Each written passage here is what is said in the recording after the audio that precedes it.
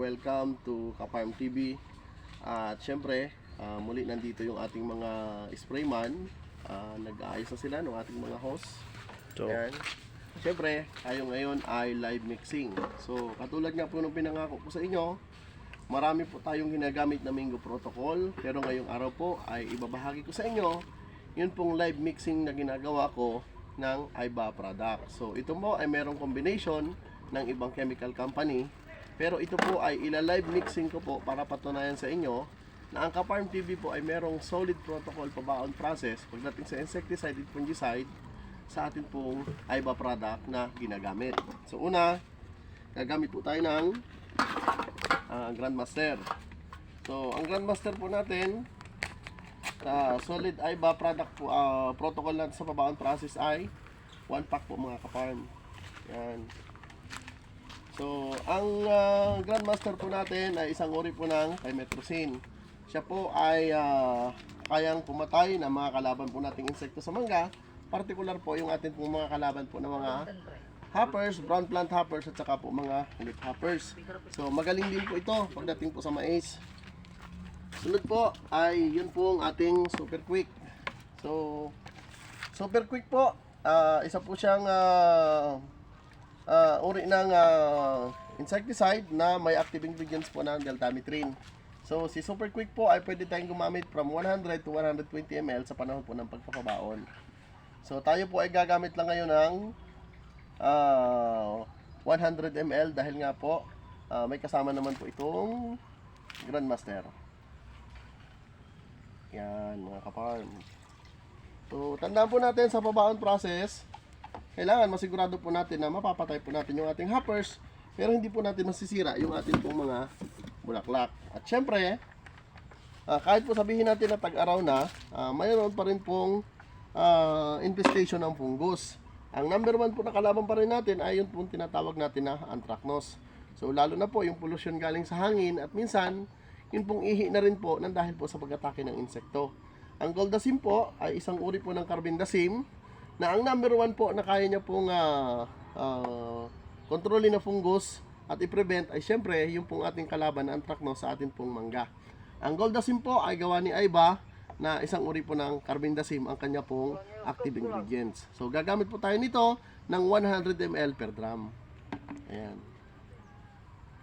So takalin po natin ang mas maayos, saktong timpla. Yan.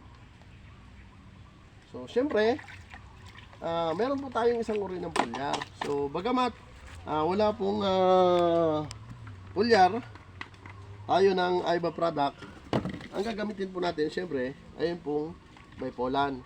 So, yung pong insecticide at fungicide, ang ginamit po natin ay from IBA company. Pero yung bipolan po, ito po ay gawa po ni Bayer. Shout out from Bayer, baka naman. So tayo po ay gumagamit nito kapag mainit po ang panahon. Gumagamit po tayo ng only 100 ml. Yan. Sa pabaon po ito ha. Yan. 100 ml lang po kasi tayo naman po ay nakapag-abono na. Kumbaga po pansuporta lang po natin sa atin pong mga bulaklak. So ang trabaho po kasi ni bipolan ay para po mas tumagal yung pananariwa ng ating mga bulaklak at para mas ma-attract po ng mas maaga ang ating pong mga pollinator. Kasi si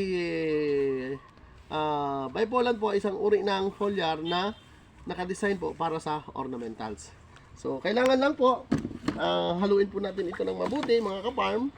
Lagi po natin tatandaan na anumang uri po ng mga lason ang gamitin natin, kapag hindi po maayos ang mixing, kapag hindi po maayos ang mga combination, syempre lalong higit kapag hindi po tama ang aplikasyon, bali wala lang po ang lahat ng ating pong mga paghahanda mga farm. Kung kaya nga po ako po ay laging nagsasabi, ang akin pong ibinabahagi ay base po sa aking karanasan at ito po ay akin na pong napatunayan. So muli, ito po ang akin pong live mixing. Pwede nyo po itong subukan sa inyong mga area kung kayo po ay nasa pabaon process na. Kung ang insekto po sa inyong area ay meron pong presensya ng hoppers at meron pong atake ng fungus at meron din pong atake ng uod, sundin nyo lamang po ang akin pong mixing na ito. Ito po ay mapapakinabangan ninyo from 22 to 24 days kung tamang sukat lamang po ang inyo pong gagamitin base po sa akin pong ibinahagi sa inyo. Muli, happy farming. God bless po sa ating lahat.